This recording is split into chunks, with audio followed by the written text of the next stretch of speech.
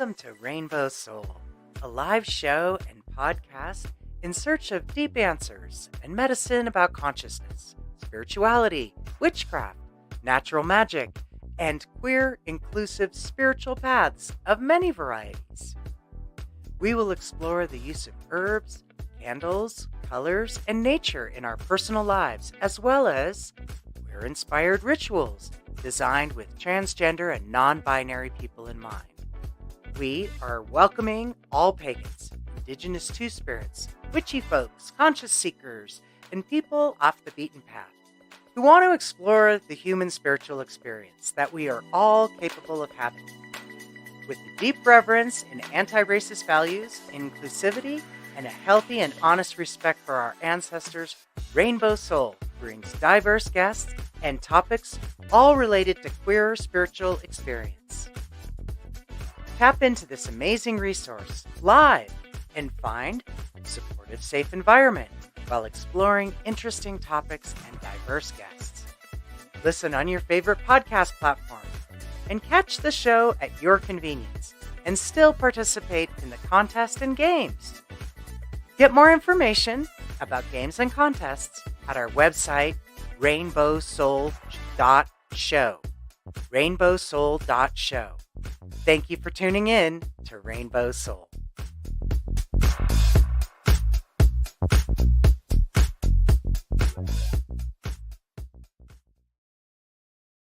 A free t-shirt from Rainbow Soul, your own custom size and style. Simply make a short video, 30 second to 3 minutes.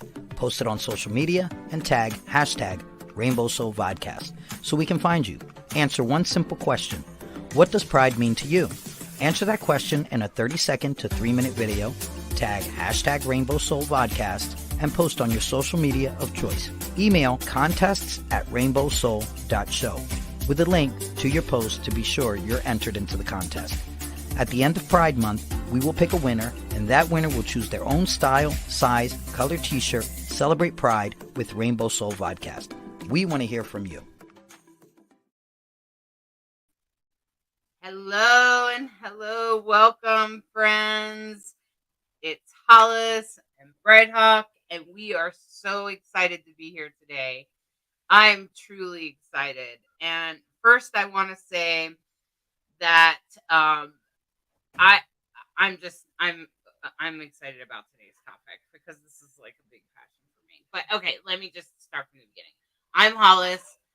I'm the host of the show, one of the hosts of the show, and I'm the author of Divine Androgen. I'm a psychic, I'm a yogi, and I'm a general spiritualist. And I'm non-binary. And this is my partner, Brighthawk. Hi there, I'm Brighthawk. I suppose the first thing I would say this time is I'm a storyteller. I'm a musician. I play a very cool, totally different handpan instrument. I'm also a percussionist. But music has also led me to my path as a healer, as a sound healer, and as a channel for spirit, whether my hands are on a drum or on a handpan. I feel like that's how it comes through for me. Mine is definitely a pagan path. That's been my spiritual path through the drum and a lot of pagan festivals and circles. And it's great to be back at Rainbow Soul. Good evening, one and all. Yeah. Thanks so much for being here with me today, Brighthawk. Always a pleasure. And we send love out to Lacrosse. Yeah, Lacrosse just had to work. No worries. He'll be back as he can be. And, that's why the three of us just kind of work together to get it done. And I think we make an awesome team. So I want to invite everyone to take a few deep breaths and just get present and just recognize that some things that might be said this evening could possibly awaken things within us. And we may notice those awakenings because it's like a spark within us, and it could kind of bother us a little bit for a moment.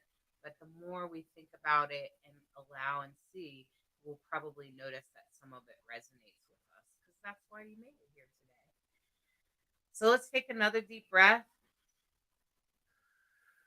and open our soul to receiving messages that help us in our greater good.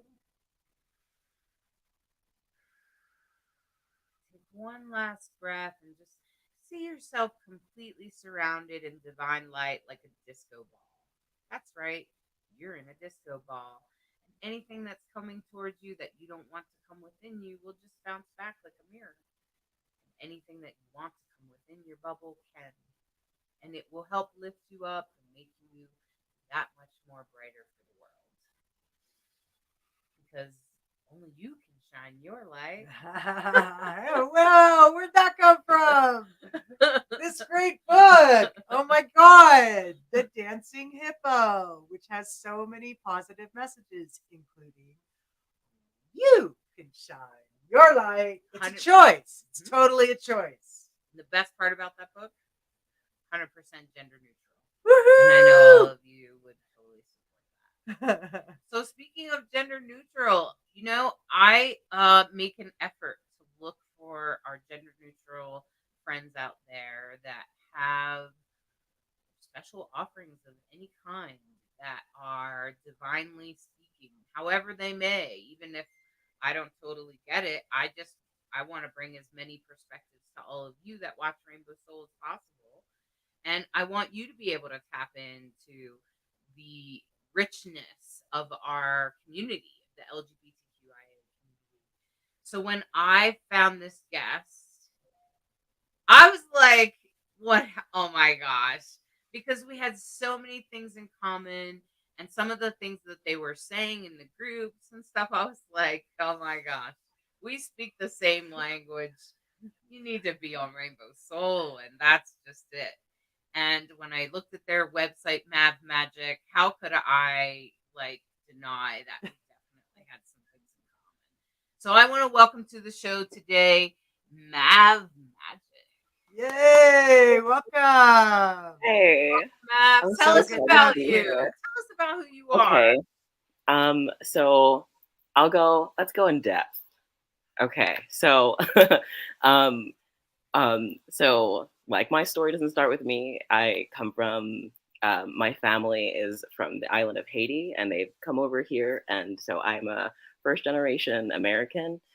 I'm also a neurodivergent person and I'm non-binary. And in terms of how I show up in service to the world, I am a life coach and energy healer. And that's how I kind of engage with people. I really love conversation and hearing people's stories. So I guess it's like the opposite of you, Bright Hawk. Like you're a storyteller. I'm like a story hearer, like a story listener. That's like my favorite thing is just to learn more about people and learn more about the human experience. Yeah, so that's pretty much. I think that's me in a nutshell. I'm also an artist. There's lots of other things. I'm a lot of things. I love that. I want to throw that into. Oh, by the way, I'm an artist. Right. This, not this. This is from my book, Amanda Morgan. This I did. Nice. I think that some of us, as we come into our authentic selves, tend to be a lot of things. Yeah. Sort of like the cross talks about being a jack of all trades and a master of none.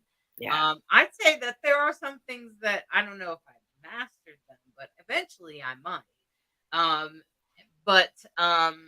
I mean, there are definitely some things that I've spent a lot of hours in. Yeah, I like Malcolm Gladwell's definition of mastery, which is 10,000 hours. Mm.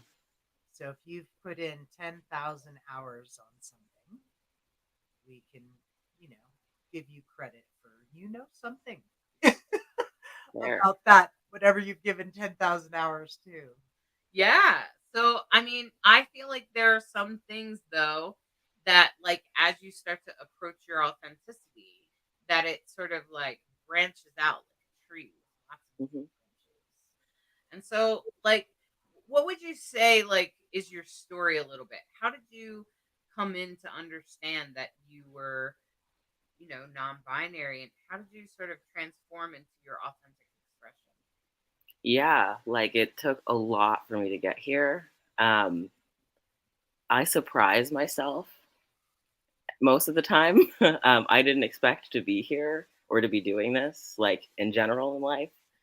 Um, but I was raised in a fundamentalist Christian home, and so the idea of having any room to like explore in terms of gender and sexuality like wasn't really an option for me. Um, so this was so like this aspect of me wasn't even something that I had space to like cognitively work through or understand until I was a little bit older, like high schoolish age, was when I started noticing that something was kind of different about me. Um, and then my the way that I kind of understand it, I started doing a lot of lying to people. I started showing up like half-ass kind of in different spaces because I knew that it was like not safe for me to be my full self in different areas. And that's kind of like how I did things for a really long time. And that's kind of where a lot of my trauma comes in, with just this whole idea that I needed to be something else other than who I was in order to like find love and acceptance in the world. Um, and a lot of my fears had to do with like losing people in my life if I were to kind of like step into authenticity with who I was.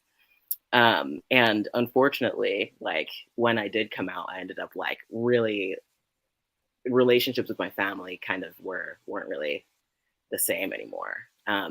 And that was totally devastating for me because definitely like in my culture and Haitian culture, like family is it. Like I remember growing up, people would say things like, you know, like friends and things like that might stay or they might go, but your family's always going to be there.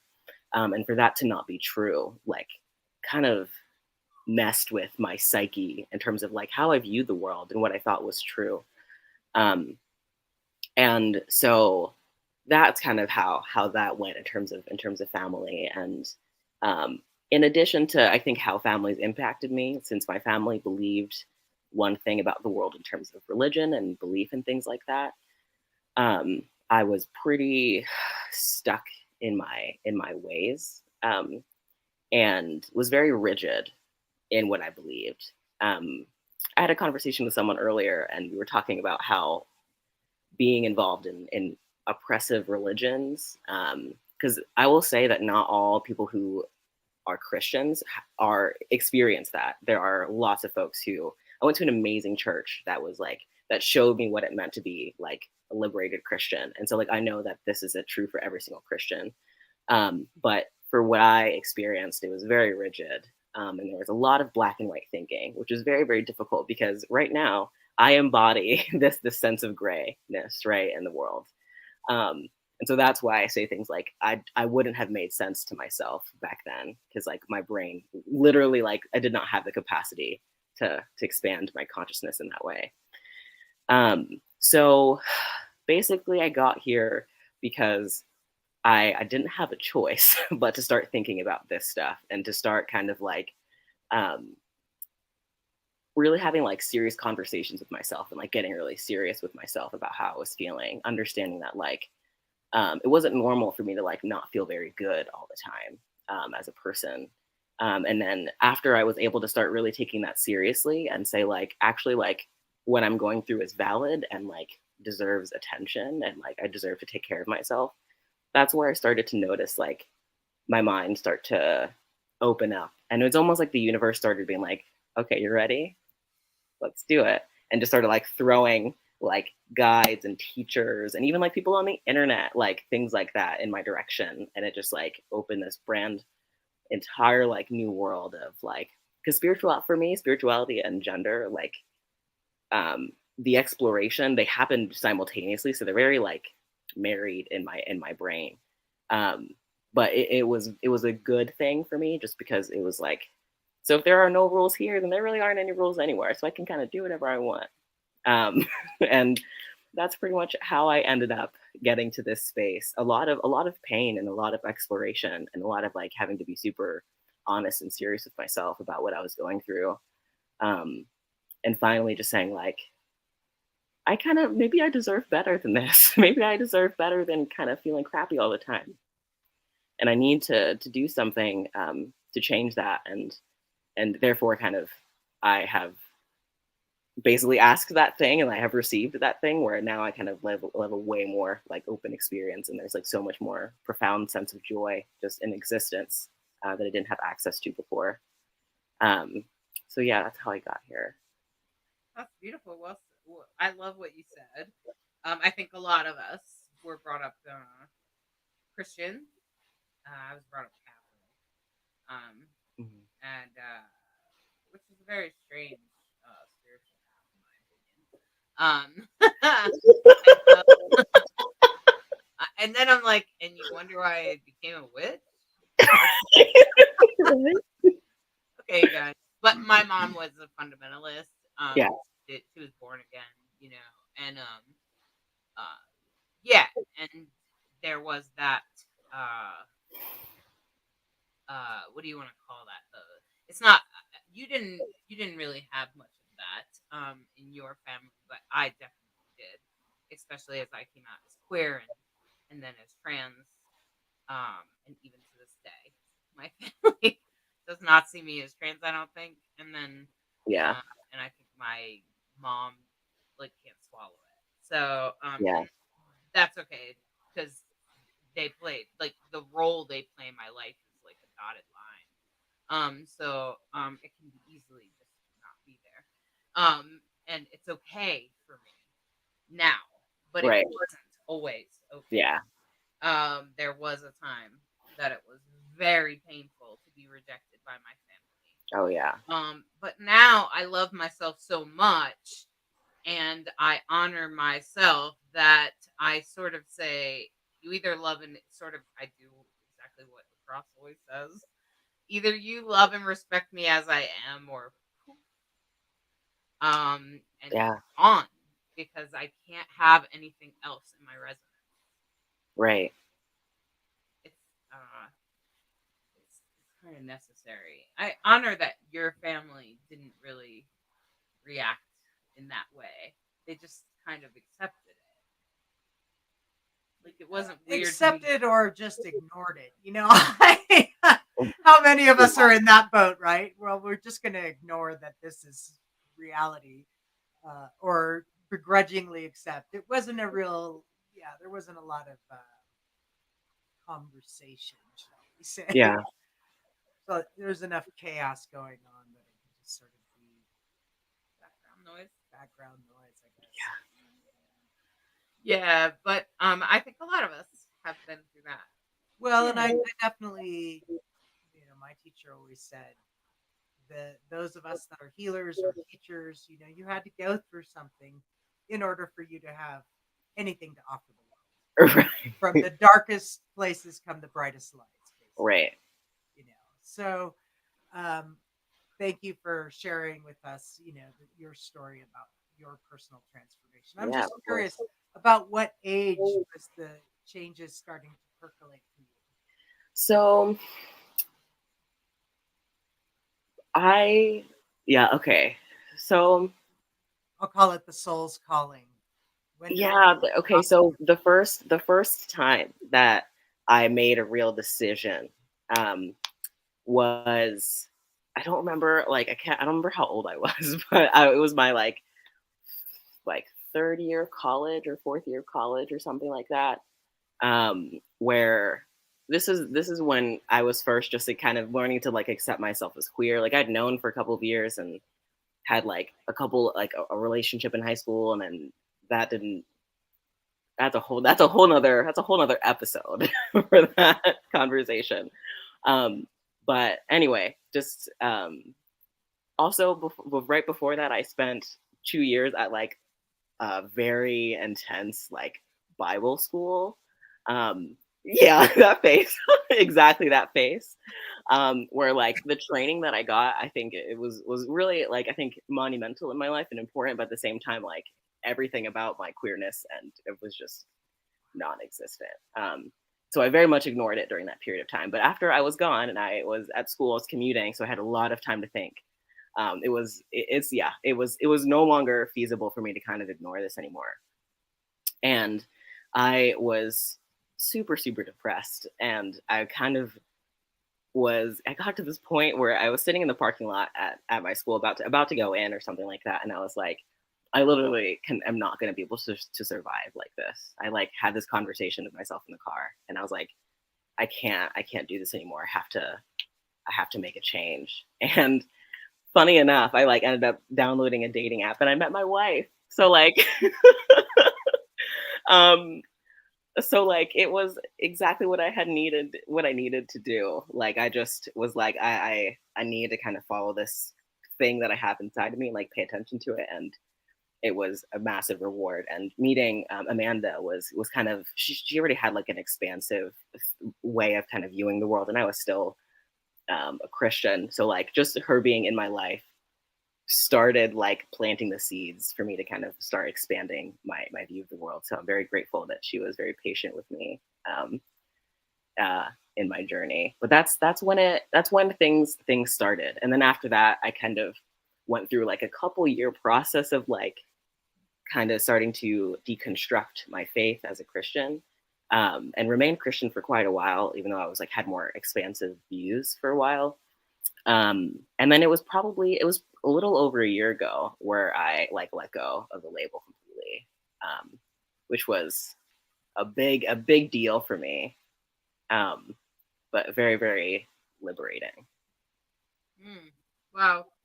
Yeah, and so when you started to explore your spirituality, like beyond Christianity, especially like it looks like you've dove into Reiki and Mm-hmm. things like that. Do you want to tell us a little bit about that, about your spiritual exploration and how it opened you up? Yeah. So, a lot of it, honestly, some of it came from religion, and then some of it also came from psychology, because I was a therapist, and I was very interested I worked with a lot of really traumatized people. So I was always trying to kind of learn more techniques and things like that to help the people that I was working with. Couldn't help myself though, but that's a whole nother conversation.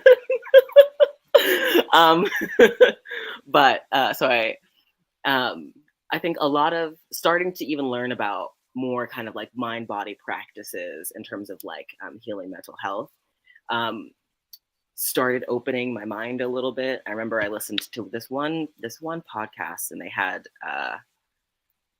like a breathwork practitioner on it, and I ended up like purchasing one of their services, and me and my wife tried that together. It was one of the first, like, I guess, more spiritual type things that I remember kind of getting into. And then I think, and then after that, I didn't really kind of do much with it. But then I started, really started kind of, it was the deconstruction of my faith where things started, definitely where I started becoming more expansive. And first it was more listening to people who were like Christians, but had like much more kind of open views about their faith. And then from there, I was still having some more questions about things, and starting to get more interested in other practices. And African spirituality, kind of that umbrella, was where I started kind of like dipping my toes in the water, so to speak. Something that's important, I think, to mention is that, like I said, my family is from Haiti, and on my dad's side, because I think my dad's side of the family was Christian before my mom's side. They were Catholic, and then they converted to Christianity. But on my dad's side, I think either my grandfather or my great grandfather, I knew that their family practiced Haitian voodoo, which is a very common practice for Haitians. Like the diasporic African traditional religion, all of them have changed, but there's a lot of connection between them. Anyway, so I started I was just getting curious about kind of like what my ancestors did, and really, I think, yeah, definitely like understanding that like my ancestry had a really big part of me being who I was. That was definitely a gateway. And then from there, I was like, where does religion come from? Like all religion, where does it all come from? Because there are too many similarities between these things, and especially when you're looking at like, there's a lot of conversation about how Christianity could be like a version of like African traditional religion that like the Greeks kind of took over and like switched a bunch of stuff around and like made it more applicable to their people. I don't know. I wasn't there. Whatever. But so like understanding that like there was more to religion than I was understanding. The analogy that I talk about when I have this conversation is like when I was a Christian, I knew that I was looking at God, right? So I was looking at it's almost okay. So imagine like you're in a room and God is sitting in the middle of it, right? So like when I was a Christian, I was just in one corner of the room looking at like God's profile, for example. And I thought from knowing God's profile that I knew all of God. But when I started to step back a little bit further and try to take different perspectives, I was like, wait a second. There are different perspectives about this God that I wasn't exposed to before, that I didn't understand. Not to say that God is contained inside of a room by any means. I hope that this is a gross analogy just to try to help this make sense to folks. But yeah, that's how I kind of started understanding it. Like I had to understand God from more sides of them. And then also, so then from there, like my understanding of God, like had to change. Like there was no room for me to keep it the same anymore. So it just started opening up and then opening up. And then, through starting to dabble in just like general spirituality. And I think, I don't know if it's because of the voodoo, my background, but like I'm very drawn to witchcraft and just like working with nature and like the natural kind of flow of the spirituality and things like that. And I don't really consider myself like on a specific path. Like I'm not like an anythingist right now. I like to say that I'm just walking the pathless path right now, and it feels very, very good to me. But the thing is, if I do choose to like land on a path later, that's totally fine. I just am letting myself explore as much as possible. But then, so then after I really started to get more into this stuff, I started doing more research on how people have done a lot of like healing work with the whole spirituality thing. And that's where kind of the whole Reiki and energy healing thing started getting really interesting to me. Was because I had understood that healing happened in like Christian areas. My parents have told me really crazy stories about things they've seen or things they've experienced, and I've had really interesting experiences too.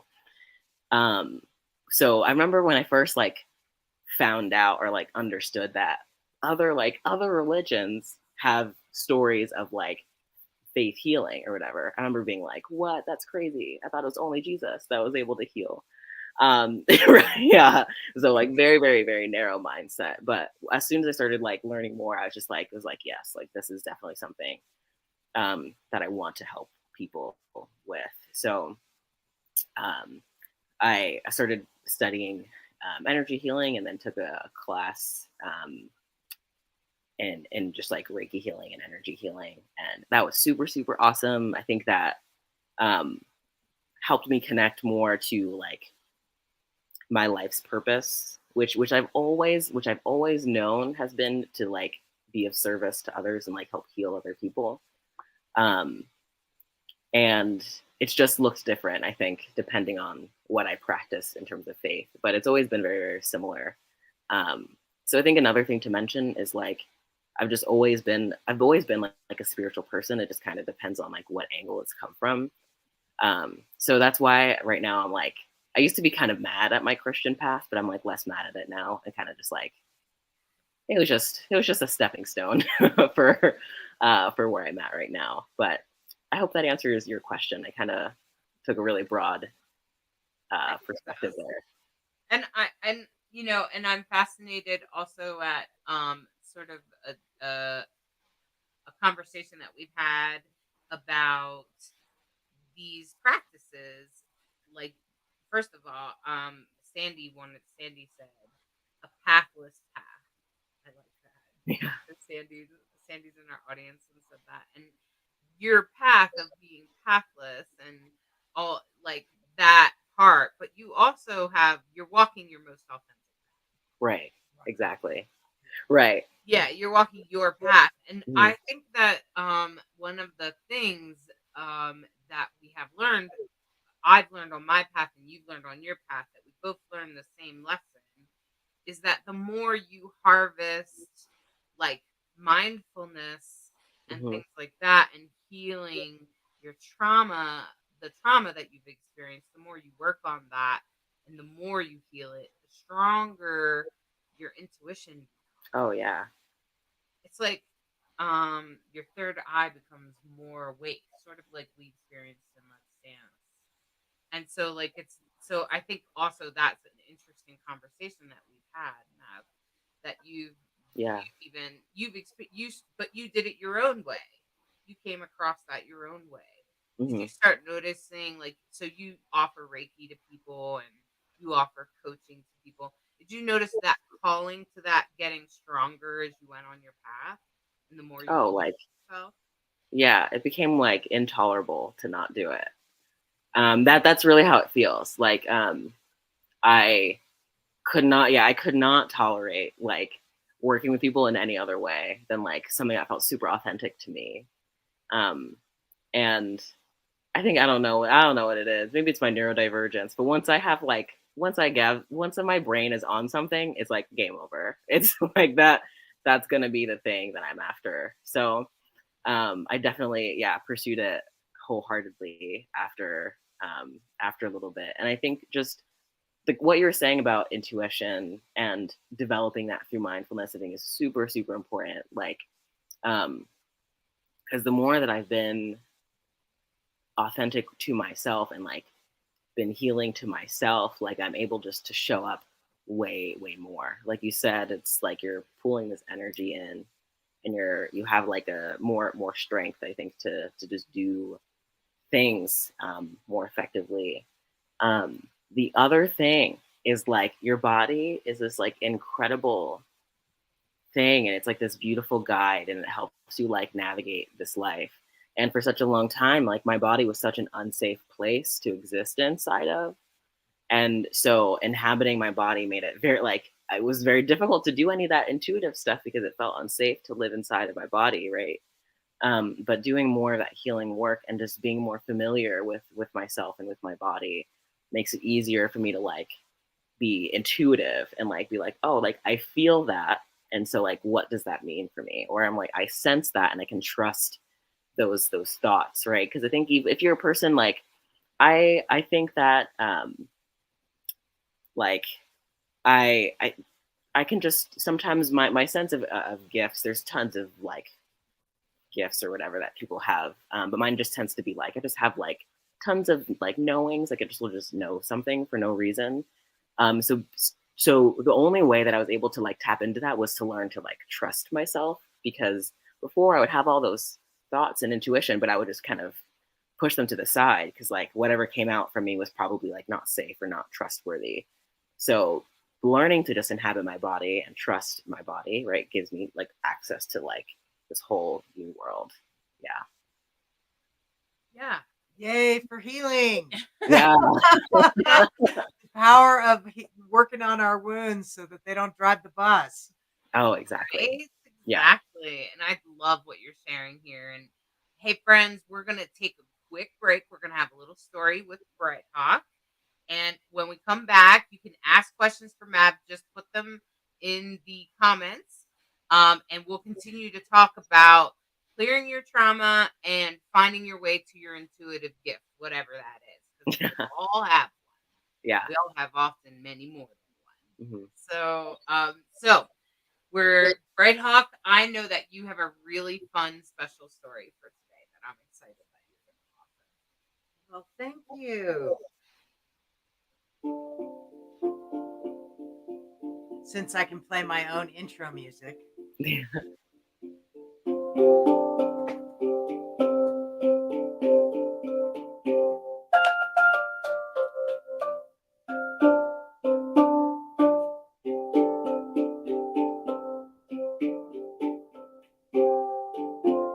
Well, this is a story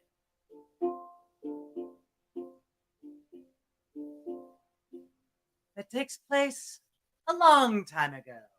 A story, a story. Let it come and let it go.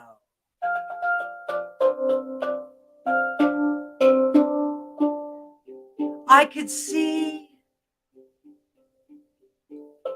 from high on the dragon's back that when the dragon walked, the dragon moved with a limp, and there were a lot of scars all over the dragon's body.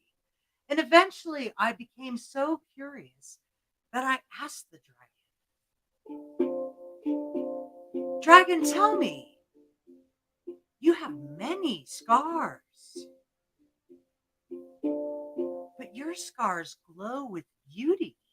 And the dragon said, oh, these scars. Oh, we dragons, we have been slain so many, many, many times.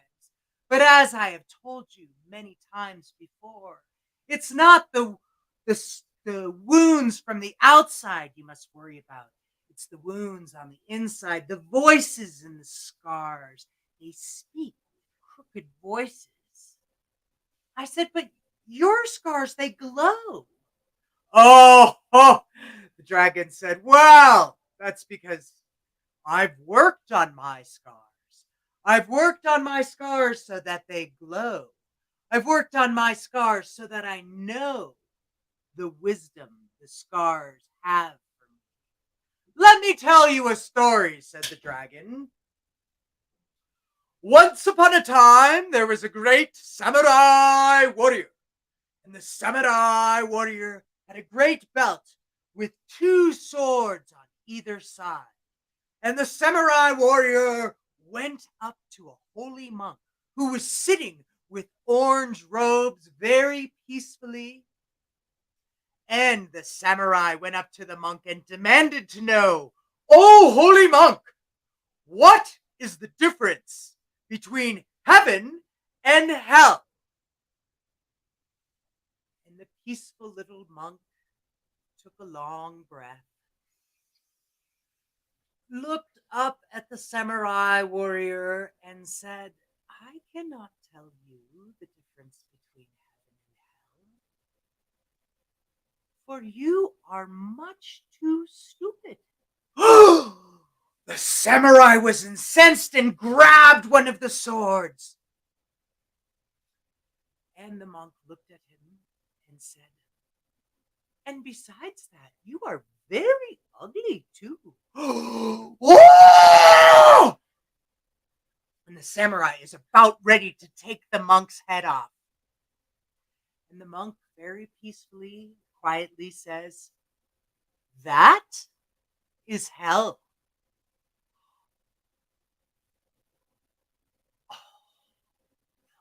Samurai is profoundly struck, drops their swords, gets down on a knee, and says, "Thank you." And the monk looks at the samurai and says, "Gratitude. That is heaven."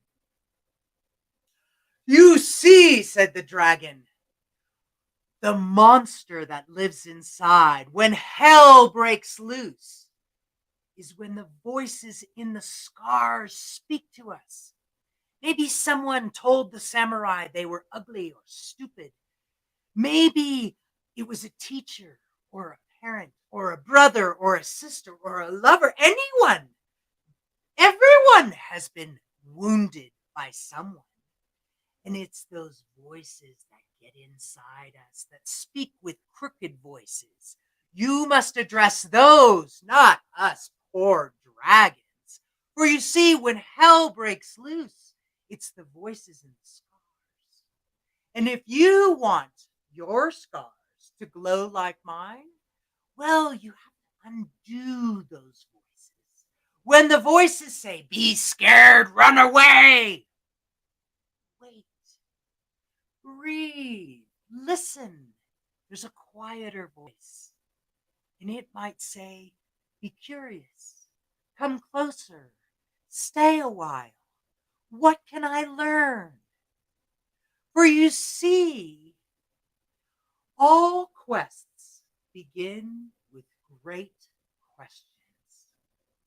Now you get to decide what your quest will be. And I realized that the wisdom of the dragon had so much for me to contemplate, that maybe that fighting that I was doing that I thought was on the outside was really on the inside. And when I out-shouted with angry voices, I knew that wasn't who I wanted to be. If I could be more curious, if I could respond instead of react, I think we could avoid hell breaking loose and the monsters screaming. I realized that if I was going to get to know all of me, if I was going to get my wounds to turn to gold, I had to ask better questions like, what can I learn today? A story, let it come. And let it go.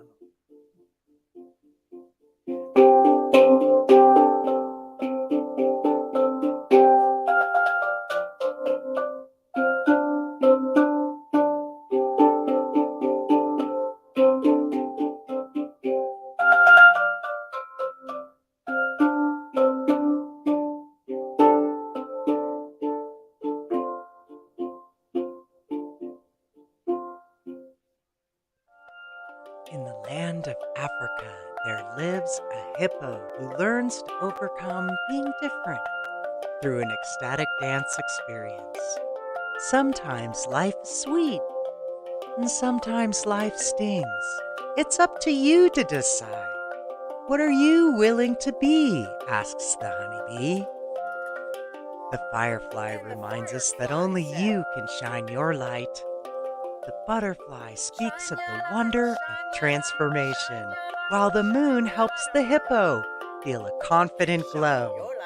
Find out what happens in a hippo dance trance.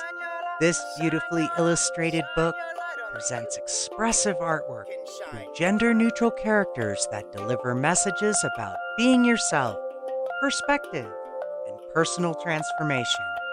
Order today at brighthawkproductions.com.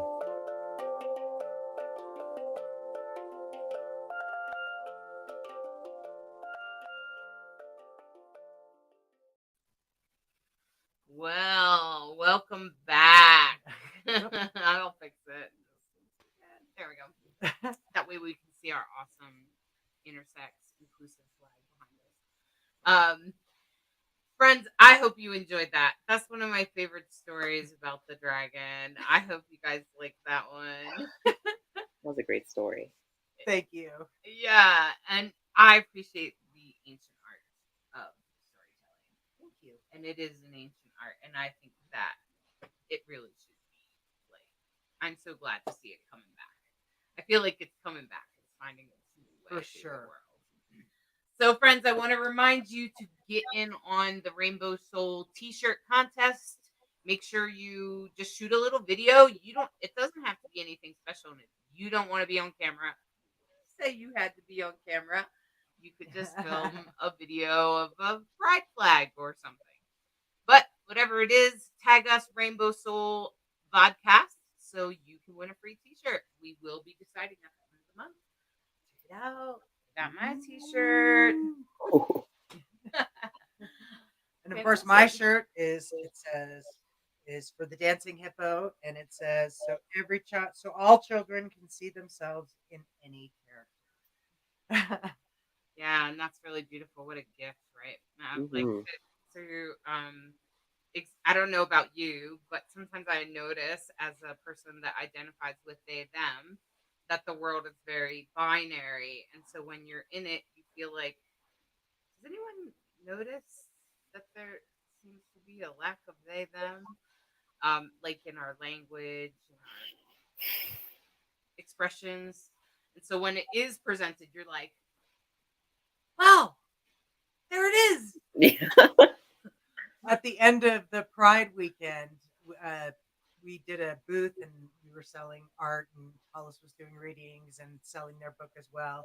And some teacher came up to me and said, "Oh, I have a bilingual classroom. Do you have this book in Spanish?"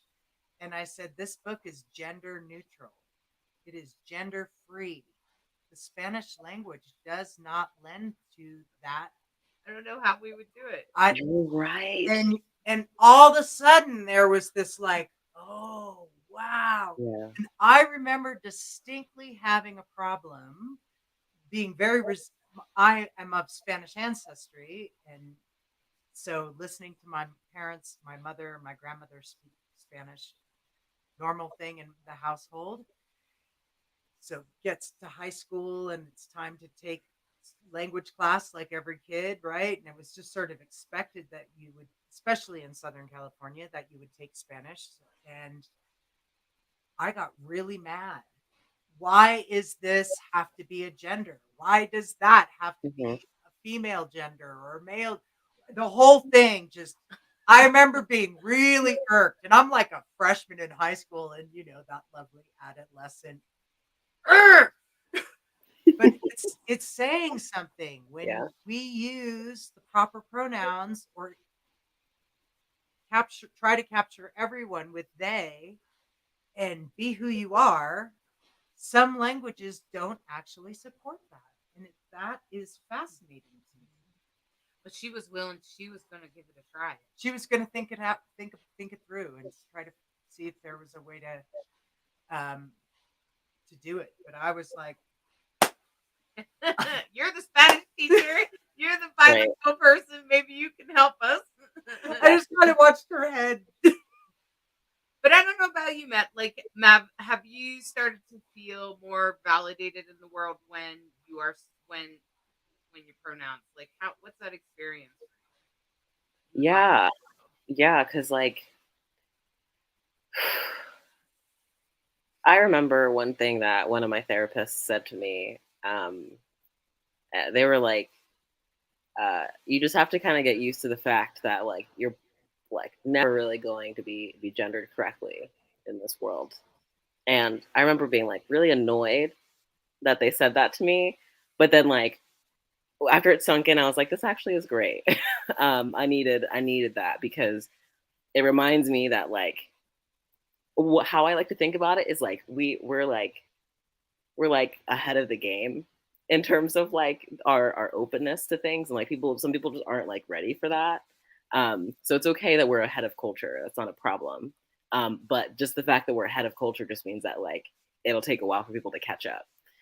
So when I view things like that, I tend to be less butthurt about things, I guess. Um, but like for example, like I was watching TV earlier today, and it was a commercial for like LinkedIn or something, and someone was like typing their like a I don't know like a profile something about themselves, and they had like their like they them pronouns on the screen, and I was like, that's nice. Like look at that. There it is. um, It happens to me. I get like that. I'm like, oh. yeah, it just like feels really cool. But yeah, like it's when people do just like do things like just like ask you for your pronouns, or like just like when they don't assume anything, feels really good. Um, and that's actually just like a super important thing, just because I think humans, our brains are like wired to start assuming things. Like as soon as we experience something once, we tend to just like think one thing about that thing for forever. And it sometimes can be tricky. We have to like undo things in order to have more expansive views. At least that's how I've experienced things. Um, so like people have like already have these two boxes. So like if they see me, they'll just like toss me into a box because that's just like what they're used to doing. So like when a person doesn't put me into a box and like lets me know that like they've not put me in a box yet, it's like super super liberating. Um, but it doesn't happen all the time. But when it does, it's really great. Yes, and I think I think that's why your book is so important. I think that's why the dancing hippo is really important, because as children, if I had had a story or some explanation explanation of they them pronouns that I may have chosen then. In fact, I can imagine myself being like, oh, that makes more sense for me. I can imagine even experiencing things like that because I always I think as young children, there's if there's not an option, we don't know that there's another option. Right. Yeah. And I will say that also being a mother, that I presented my child with all the options, and he chose him, and he's heterosexual, and he has 2 children. So even though he was raised by pretty much mostly gay men, and some lesbians too, he was raised in a queer culture, and he didn't catch it. So all of my I completely so I just want to say that because I think it's super important. Right. He had, a half dozen gay godfathers. So I just can't, I just like to say that I think if it resonates with kids, they'll keep it, they'll take it, and they'll keep it for a long time. And I've met kids like that. So, and I think it's super important. So, and I think what you're doing is also really important because I feel like so many people have come from Christian, like, I'm fascinated at the movement right now of the deconstruction of Christianity. I'm like, Yeah. whoa, they're doing it. I mean, Yeah. Christianity doesn't work for me even if it's deconstructed, really. But Yeah, but same. but those people I can at least hang out with, Yes, exactly. Exactly.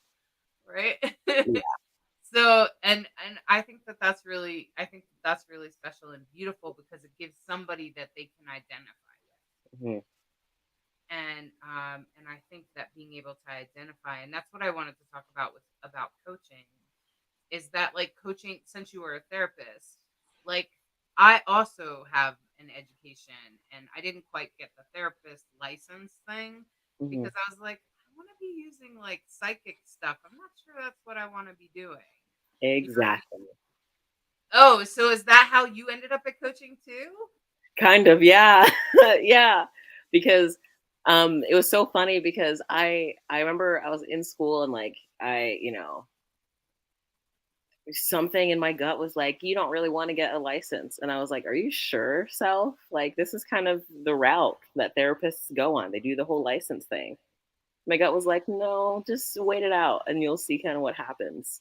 Um, and so I didn't do it. And the more I kind of found, like needed to start to rely on my intuition and things like that, it's hard to be like in my notes, be like, yes, my intuition spoke to me and direct like what you can't like that's not a very clinical way of dealing with things. And so it really became like I couldn't fit myself into the clinical box anymore. It just like wouldn't work. Um, but yeah, that's exactly the same way that it happened for me. Yes, exactly. And I think that that's why coaching is taking a real, it's exploding right now. Yeah. And I'm like, whoa. And I think if you're looking for some sort of guidance or something like that, reaching out to a coach like Mav could really, especially if you resonate with what they're saying, can really help you. Uh, Although I went to therapy, I also think having a therapist and a coach during a really intense experience. When I was seeing a therapist, I wished I had somebody in between. So if I see my therapist every Tuesday, I wish I could have seen a coach on Friday. Mm-hmm. Because you go into the therapist on Tuesday, uncover and talk about a lot of trauma or something else that you're dealing with or discovering about yourself. And then by Friday you've done all this processing. Wouldn't it be really great to talk to a coach at that point? Right. Especially that's on point with your therapist. Exactly. And I've always seen it that way as like, yeah, so doing coaching with therapy at the same time is also highly recommended. Mm-hmm. And do you have any recommendations like to help people when they're trying to find a coach or when they're exploring the idea? I think that like definitely looking for someone who like when they talk or like when you read their stuff that like something inside of you is kind of like that feels familiar or that like resonates with me. Really that really is a big thing. I think for a lot of people, like especially if you're like a queer person or a person of color, like sometimes like being with someone who shares similar stories as you can be really, really important. Um, and yeah, I think sometimes, so yeah, because like you want to work with someone who has, I think there's two ways, either someone who has lived experience or someone who has education. And then there are oftentimes people who don't have lived experience who won't try to get the education that they need to work effectively with people of color or queer people. And therefore, a lot of things get missed. Um, yeah. And so, right. So just trying to look for someone who you feel that really resonates with you is a great way to start. Yeah. Not being afraid to just like test people out. Like, yeah, just like sign up for just to talk to them and to see if like when you talk to them, if you feel like they resonate with you. And if not, then that's fine. Yeah, you do a free discovery call, right? Yeah. Yeah. That's fantastic. So if you're not sure and you're hearing Mav talk now and you're kind of like, I don't know, maybe I'll talk a little bit more, you can schedule at their website, mavmagick.com. That it's Mav, MAVMAGICK.com. You won't have any problem if you look in the description of this video or podcast. And as we're closing up, is there anything else that people should know, Mav? Anything else that they should know before I do pull the tarot cards for today? Yeah. Actually, there is, I'll be hosting like a free webinar series that's all about how to like survive as a queer person when you're living in like a queer phobic, transphobic world. I think a lot of people are really tired right now, feeling really worn out. You turn on the TV and you see like tons of messed up stuff going on, and that does not make it easier to like get up and go outside as yourself and feel safe in your body. So there are definitely some ways, some areas where we don't necessarily have a lot of control. We can't do a lot of things, but there are lots of areas where we do have control. What I want to do is help people kind of step into where they do have power. So that will be on June 27th. So not this Monday, obviously, but the next Monday after that. Can they find it at your website? Yeah, if you go to mavmagick.com/links, there is a button right there at the top of the page where you can register for that event. So mavmagick.com/links. Okay, I'm gonna put that in the comments, friends. Great. Fantastic. That sounds really exciting and really special and awesome. I'm so glad you're doing that. Gosh, we so need that. Yeah, I'm super excited. I feel like trying to navigate a binary world when you're non-binary, it's like trying to find your way in the dark and not have the more experience you have, the better off you are, right? Yeah. So, all right, friends. Well, I'm going to pull 3 tarot cards. I'm putting Mav's link with the links, just in case you didn't quite catch it. It's in the comments, so you can always find it at our website and on our Facebook and YouTube and Twitch. So I'm going to lay out 3 cards. And it's interesting because the first card is I love this card. Oh yeah, we're gonna feature it so everyone can see, and I will not cover up my mouth. Sure, why don't I? Yeah, I try not to cover up my mouth so everyone can still lip read. So this is all about your intuition, which we all talked about tonight, okay?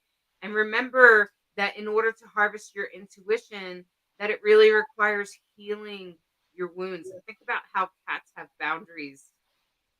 I'm not laughing because cats have strong boundaries, man. If they don't like what you're doing, they will bat you away. They will get up and walk away. They'll hiss at you. Okay, so this is, think like have good boundaries. boundaries, and also being in touch with what you're feeling at any moment, and being able to express that and the intuition in the moment, right? Okay. And that's how intuition comes through. Intuition often comes through like suddenly you know something, suddenly you feel something you didn't feel before, or you might get chills from head to toe Mhm. or something like that. And that's really what intuition is all about. So this card is to remind us about our own intuition. By the way, you have some whether you know it or not. Everyone does. Every single human being on planet Earth has intuition. And that includes you, my friend. And this is to remind you of it. You know what it is. You have some idea what it is, and you've maybe sensed it in the past. And right here, this is the right here and now. And this is not just about relationship and love and commitment, which you might be experiencing on a deep level right now. Actually, you might be really glad and valid with the person that you're with, or you might be deciding that that's not your path, but you're choosing, and choosing who we spend our time with. That's also what this is about, and our commitments to each other, and our commitments as a community to each other. That's what this is all about. This is about the commitments that we make to each other in community, especially even in relationships that are not romantic, like friendships and business relationships. That's what this is all about. It's about commitment. It's not just about romantic marriage. And so it's pointing at right now. What relationships are you dealing with right now? Especially the ones that were tied to your intuition, right? Okay. And as we go forward, this is to tend to your wounds, tend to the wounds of your heart. Why? Well, because it will awaken your intuition. But this is about tending to your heart. It's a 10 of swords, which is meant, swords are all about thoughts and actions and how we like think we're going to do something and then we do it. So that also, swords are also reactive. Okay. And this is to remind us, how are we reacting to certain moments? Okay. And be aware, especially in relationships. Oh my goodness. Does this become more and more important? And that's what this card is all about. It's a reminder of pay attention to how you're reacting to things. So pay attention to notice your intuition and where it's led you and how you got there. And it's actually very, really right on. And whatever you're sensing deep in your gut or deep in your third eye is true. Listen to it, my friends, and pay attention to those relationships, especially. The universe is highlighting you the relationships, intuition you have about relationships, whether they're good or not for you. And going forward, be sure to tackle your own wounds, because even in a relationship, we still can't change our partner. The best thing we can do is work on ourselves. And that's exactly what this is about, is to tend to your own wounds and be aware of your own wounds, and also harvest compassion for others. Because if you notice, this person is crying a little bit, and that's really what that's about, having compassion for others as well, by recognizing your own wounds. Okay. So that's really what the cards are all about. That's what they're telling us this week. So, and I'm not surprised to hear any of these things, because like right now, love and relationships, and how we're connected to each other is super important. And it's coming up right now in the stars. It is reflected in our lives. So I want to say thank you, Mav. Thank you for bringing your beautiful perspective and your beautiful story here. I totally appreciate all that you've. Welcome back, Tom. I appreciate all that you've brought together with us today. I think that you're incredible, and I love the message that you're bringing, and I just want to amplify it. And I'm so glad Thank that you. you joined us today. Yeah, thank you so much for having me. I feel, speaking of intuition, my intuition is screaming at me to make sure that I don't not say this before I leave. um, Okay? just remember, if there are any folks here who are dealing with just like mental health struggles of any kind, which a lot of us in the queer community do, just kind of comes with the territory, oftentimes. But make sure you understand that, like, your emotions, like just develop a tender relationship with your emotions. Oftentimes we have this volatile, painful relationship with our emotions. We feel really scared of them. We feel like they make us feel unsafe. But they are these like little magical things that are like really, really helpful and really insightful. And I think that when we switch our perspective and stop thinking of them as something like dangerous and unsafe, and understand that they are just like messengers and guides, it really helps transform our perspective.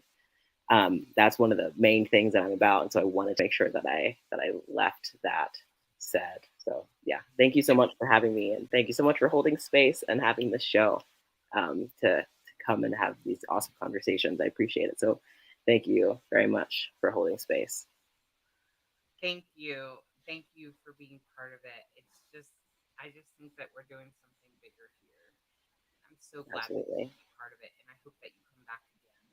Oh, of course. Right, Hawk? Thank you for doing this with me. Always a pleasure. And offering us amazing wisdom through your storytelling. I really think it's a gift. And and I think the community just loves it. And the fact that you tell most of your stories with they pronouns is like, and you're just like, wow. And I just want to honor you for that. That takes big work, and well done. And helping a whole group of us be seen, and it really does validate us. And thank you to all the viewers out there. I see you, Sandy. Every week, Sandy is here and like at our side, and I totally appreciate you, Sandy. And I am pretty sure this was Quellen.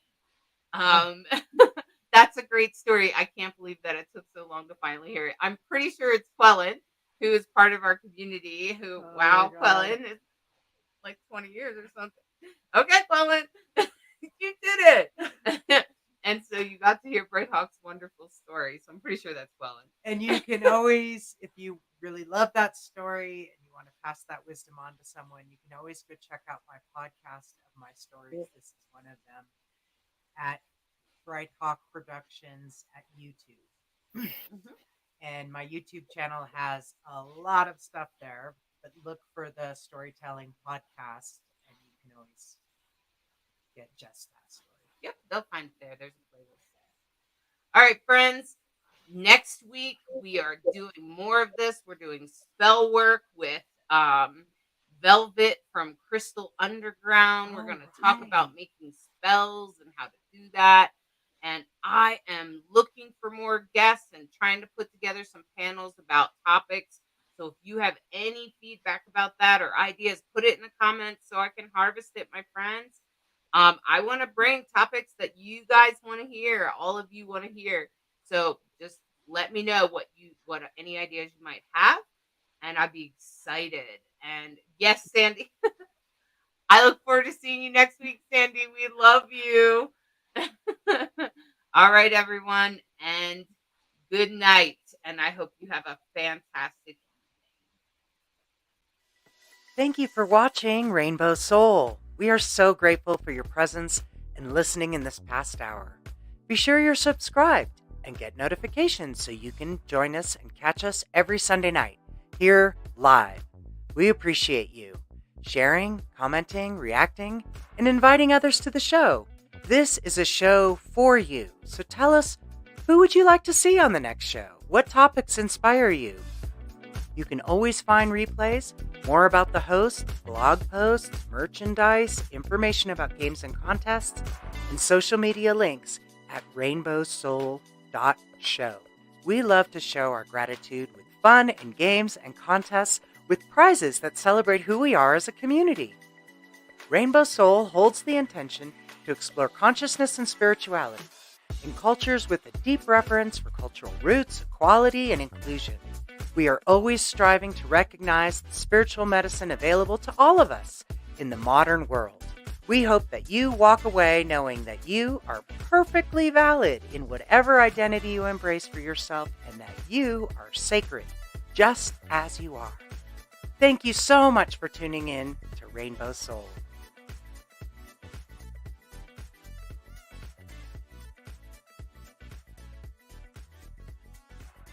Win-free t-shirt from Rainbow Soul, your own custom size and style. Simply make a short video, 30 second to 3 minutes. Post it on social media and tag hashtag Rainbow Soul Vodcast so we can find you. Answer one simple question. What does pride mean to you? Answer that question in a 30 second to 3 minute video. Tag hashtag Rainbow Soul Vodcast and post on your social media of choice. Email contests@rainbowsoul.show with a link to your post to be sure you're entered into the contest.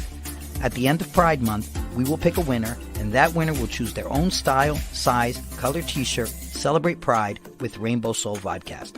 We want to hear from you. Jack of all trades, master of none, but oftentimes better than a master of one. So what exactly does that mean? It is a figure of speech in reference to a person who has dabbled in many things rather than gaining expertise by only focusing on one. So much knowledge and wisdom out there at our fingertips, yet so difficult to grasp. Everything and everyone has a little piece of the truth, and it is up to us to determine what our truth is. In this busy world, creating the time, the space to nourish our bodies, mind, and soul has become a difficult task. So let's take a moment to learn something small, in whatever way the universe decides to reveal it. It could be someone's story, a quote, a spiritual practice, maybe a song or a movie. The opportunities are limitless and all around us if we just take a moment to see. We are all students of life experiences, so let us learn from one another. There is no right or wrong path. There is only your path and your journey. So let's begin our adventure and explore all the world has to offer, and let us become a master of none.